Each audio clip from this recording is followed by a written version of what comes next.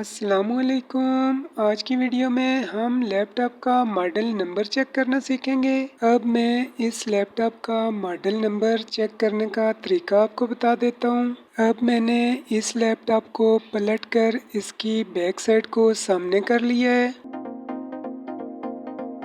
ये आप देख सकते हैं इस लैपटॉप की बैक साइड पे एक स्टिकर लगा हुआ है जिस पर इस लैपटॉप का मॉडल नंबर और बाकी डिटेल्स लिखी हुई हैं। सबसे पहली लाइन में इस कंपनी का नाम तोशिबा लिखा आ रहा है। फिर दूसरी लाइन में सैटेलाइट C660 लिखा हुआ है। ये इस लैपटॉप का मॉडल नंबर है। सैटेलाइट तोशिबा लैपटॉप की सीरीज है और C660 C660 इसका मॉडल नंबर है।